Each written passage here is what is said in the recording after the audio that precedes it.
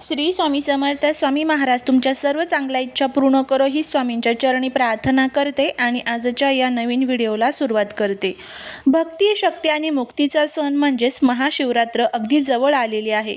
या रविवारी आपण सर्वच जण शिवरात्रीचा उत्सव साजरा करणार आहोत. पण तुम्हाला माहीत आहे का, महाशिवरात्री ही का साजरी केली जाते? या दिवसाचं महत्त्व काय? यावर्षी पूजेचा शुभ मुहूर्त कोणता? आणि त्याचबरोबर या दिवशी आपल्याला आपल्या घरामध्ये एक अतिशय प्रभावी असा हा एक उपाय करायचा आहे. हा उपाय जर आपण केला तर शत्रू आपल्यासमोर गुडघे टेकवेल, रातोरात नशीब चमकून उठेल, घरामध्ये अखंड लक्ष्मी नांदेल, त्याचबरोबर मनातील इच्छा पूर्ण होतील. असा हा प्रभावी उपाय कसा करायचा, कोणत्या वेळेमध्ये करायचा, याबद्दलची संपूर्ण माहिती आज या व्हिडिओमध्ये मी तुमच्यासोबत शेअर करणार आहे. त्यामुळे तुम्ही हा व्हिडिओ स्किप न करता शेवटपर्यंत पाहत राहा. जर या चॅनलवरती नवीन असाल तर चॅनलला सबस्क्राईब करा आणि असेच माहितीपूर्ण नवनवीन व्हिडिओ पाहण्यासाठी बेल आयकॉनलाही प्रेस करा, म्हणजे जेव्हा कधी मी नवीन व्हिडिओ अपलोड करेल त्याचं नोटिफिकेशन सर्वात अगोदर तुम्हाला भेटेल आणि तुम्ही एक पण व्हिडिओ मिस करणार नाही. त्याचबरोबर तुमचा जर महादेवांवरती विश्वास असेल तर कमेंटमध्ये हर हर महादेव किंवा ओम नमः शिवाय लिहायला अजिबात विसरू नका, जेणेकरून भोलेनाथांची तुमच्या कुटुंबावर, मुलांवर अगदी भरभरून अशी कृपा होईल. असं मानलं जातं की या दिवशी भगवान शिव आणि माता पार्वती यांचा शुभ विवाह झाला होता, म्हणूनच हा दिवस शिवशक्तीच्या मिलनाचे प्रतीक आहे. याच रात्री भगवान शिवाने सृष्टीची निर्मिती, रक्षण आणि विनाशाचे प्रतीक असलेले आनंद तांडव नृत्य केले होते. त्याचबरोबर असंही मानलं जातं, समुद्र मंथनातून निघालेले हलहल विष प्राशन करून जगाला वाचवणारे महादेव याच दिवशी नीलकंठ झालेले होते. या दिवशी पूजेची विधी आणि त्याचं महत्त्व कशा पद्धतीने असणार आहे ते आपण बघूया. शिवलिंगावरती शुद्ध पाणी, दूध किंवा पंचामृताने अभिषेक करणे अत्यंत फलदायी मानले जाते. त्रिदल, त्रिगुणाकार, त्रिनेत्रचे त्रियायुधम महादेवाला बेलपत्र अर्पण केल्याशिवाय पूजा पूर्ण होत नाही. रात्रीच्या 4 प्रहरात शिवाची आराधना केल्याने मनाला शांती आणि शक्ती मिळते. यंदा महाशिवरात्रीचा निश्चित काळ हा मध्यरात्री 12:05 ते 1 वाजेपर्यंत असणार आहे. सोमवारी सकाळी सूर्योदयानंतर उपवास सोडण्याची वेळ असणार आहे. महाशिवरात्री हा अत्यंत पवित्र दिवस आहे. या दिवशी आपण केलेल्या छोट्या चुका टाळून योग्य पद्धतीने साधना केली तर त्याचा अधिक लाभ होतो.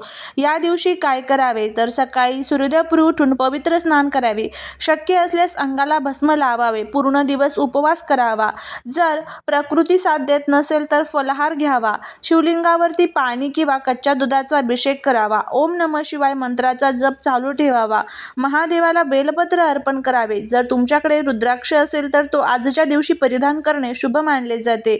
महाशिवरात्रीला रात्री झोपण्यापेक्षा शिवनामाचा जप किंवा ध्यान करणे अत्यंत प्रभावी मानले जाते. भगवान शिवाला कधीही तुळस अर्पण करू नका. शिवपूजेत तुळस वर्ज्य मानली जाते. शिवलिंग हे वैराग्याचे प्रतीक आहे, त्यामुळे हळद किंवा कुंकू वाहू नका. त्याऐवजी पांढरे चंदन किंवा भस्म वापरा. पौराणिक कथेनुसार महादेवाने केतकीच्या फुलाला आपल्या पूजेतून वर्ज्य केलेले आहे, त्यामुळे ते वाहू नका. उपवास असेल तर गहू, तांदूळ किंवा डाळींचे सेवन टाळावे. शिवलिंगाची पूर्ण प्रदक्षिणा कधीही करू नका. जिथून अभिषेकाचे पाणी बाहेर येते, सोमसूत्र, ती जागा ओलांडू नये, तिथूनच परत फिरावे. याला चंद्र प्रदक्षिणा म्हणतात. या दिवशी मांस, मद्य, कांदा किंवा लसूण यासारख्या तामसिक गोष्टींचा जो लाभ आहे तर तो चुकूनही घेऊ नये. यामुळे रागावरती नियंत्रण ठेवायला आपल्याला अनेक अडचणी येत असतात. महाशिवरात्रीच्या दिवशी जर तुम्हाला मंदिरामध्ये जाणं शक्य नसेल तर घरीच तुम्ही महादेवांच्या शिवलिंगाची पूजा करू शकता. यासाठी सकाळी लवकर उठून स्नान करावे, स्वच्छ कपडे परिधान करावे, पूजेच्या ठिकाणी दिवा अगरबत्ती लावून वातावरण पवित्र करावे, संकल्प करावा की हे महादेवा, मी आज तुमच्या प्रसन्नतेसाठी महाशिवरात्रीचे व्रत आणि पूजा करत आहे. त्यानंतर अभिषेक करावा. शेवटी तुम्हाला गंध, फुलं, अक्षदा महादेवांना अर्पण करायचे आहे, विभूती अर्पण करायचे आहे, त्यानंतर बेलपत्र अर्पण करायचे आहे. महादेवाला मोगरा, धोत्रा खूप प्रिय आहे ते अर्पण करा. नैवेद्य अर्पण करा.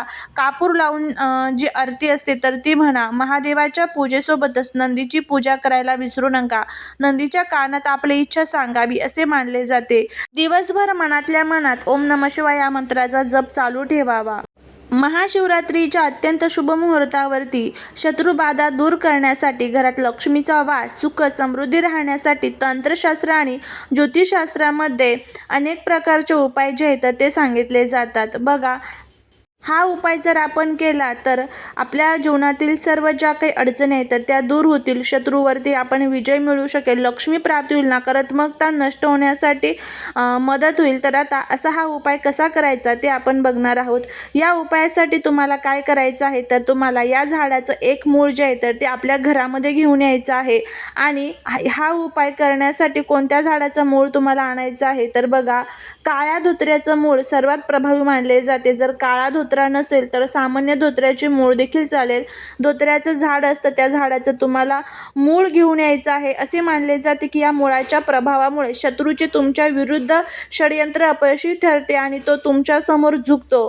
हे मूळ घरात स्थापित केल्याने दारिद्र्य दूर होते आणि घराला रत्नासारखी चकाकी मिळते, म्हणजे समृद्धी येते. घरातील कटकटी आणि तंत्र मंत्र बाधा दूर होतात. आता हा उपाय कसा करावा? महाशिवरात्रीचे एक दिवस आधी शनिवारी संध्याकाळी धोत्र्याच्या झाडाजवळ जाऊन त्याला नमस्कार करावा आणि विनंती करावी की उद्या मी तुम्हाला माझ्या कल्याणासाठी घरी नेणार आहे. महाशिवरात्रीच्या दिवशी सकाळी स्नान करून धोत्र्याच्या झाडाचे थोडेसे मूळ सन्मानाने खोदून काढावे. हे मूळ घरी आणून गंगाजलाने किंवा शुद्ध पाण्याने स्वच्छ धुवावे. महादेवांच्या पूजेच्या वेळी हे मूळ शिवलिंगाजवळ ठेवा. त्यावर पांढरे चंदन आणि भस्म अर्पण करा. ओम नमः शिवाय या मंत्राचा जप करा 108 वेळेस. हे मूळ एका चांदीच्या ताईतामध्ये भरून गळ्यात किंवा दंडावर बांधा. आता जर तुमच्याकडे चांदीचा ताईत नसेल तर मग आपल्याकडे कोणताही ताईत असतो, त्यामध्ये पितळाचं असेल, तांब्याचं असेल, त्यामध्ये ठेवलं तरीही चालेल. किंवा मग घराच्या भरभराटीसाठी काय करायचं आहे, हे मूळ लाल कपड्यात गुंडाळून आपल्या तिजोरीत किंवा जिथे तुम्ही पैसे ठेवतात त्या ठिकाणी तुम्हाला ठेवायचे आहे. हा उपाय करताना काय काळजी घ्यायची आहे तर हा उपाय करताना मनात कोणाबद्दलही वाईट विचार नसावा, केवळ स्वतःच्या रक्षणासाठी भावना असावी. हा उपाय करताना किंवा केल्यानंतर कोणापाशीही त्याची वाच्यता करू नका. तंत्रशास्त्रात उपाय गुप्त ठेवल्यास अधिक फळ मिळते असं सांगण्यात येतं. धोत्रा फळ हे मूळ तोंडात टाकू नका, ते विषारी असते. लहान मुलांपासून लांब ठेवा. महाशिवरात्रीला धोत्र्याच्या मुळासोबतच तुम्ही शमी आणि रुई यासारख्या वनस्पतीच्या मुळांचेही विशेष उपाय करू शकता. त्यामध्ये तुम्हाला काय करायचं आहे, महाशिवरात्रीच्या दिवशी दुपारी 12च्या सुमारास शमीच्या झाडाचे थोडेसे मूळ आणावे. हे मूळ शिवलिंगाला स्पर्श करून ओम नमः शिवाय किंवा ओम शनशनेश्वराय नमः या मंत्राचा जप करावा. हे मूळ निळ्या कपड्यात गुंडाळून आपल्या खिशात किंवा पाकिटात ठेवावे. असे मानले जाते की यामुळे शत्रूचे मन परिवर्तित होते आणि तो तुमच्या समोर झुकतो. त्याचबरोबर तुम्ही अजून एका झाडाचे मूळ आणू शकता, ते म्हणजे पांढऱ्या रुईचे मूळ. तर पांढऱ्या रुईचे मूळ आणल्यामुळे तुम्हाला काय होईल तर शत्रू जो आहे तर तो आपल्या घरातून नष्ट होईल. त्याचबरोबर हे मूळ तुम्हाला काय करायचं आहे तर ते स्वच्छ धुवून पुसून आपल्या घरी आणायचं आहे. लाल कपड्यात गुंडाळून त्यावर शेंदूर लावायचा आहे आणि घराच्या मुख्य दरवाजावर किंवा तिजोरीत ठेवायचं आहे. यामुळे घरातील गरिबी दूर होते, घर रत्नासारखे चकाकते. याचा अर्थ घरात सुख, समाधान आणि अखंड ऐश्वर्य नांदते. हे उपाय करताना निश्चित काळ सर्वात जास्त फलदायी आहे. रात्री 12 ते 1 या दरम्यान जर तुम्ही या मुळांची पूजा केली तर त्याची शक्ती अनेक पटीने वाढते. झाडाचे मूळ काढायला जाताना आणि परत येताना कोणाशी बोलू नये, मौन साधना असावी, यामुळे उपायाची ऊर्जा टिकून राहते. अशा पद्धतीने तुम्ही हा जो उपाय आहे तर तो करू शकता. करून बघा, तुम्हाला त्याचा फायदा होईल. झालेली सेवा ही महाराजांच्या चरणी रुजू करते. जर हा व्हिडिओ आवडला असेल तर लाईक, शेअर आणि सबस्क्राईब करायला विसरू नका. भेटूया पुढच्या एका छानशा नवीन व्हिडिओत नवीन माहितीसोबत. श्री स्वामी समर्थ.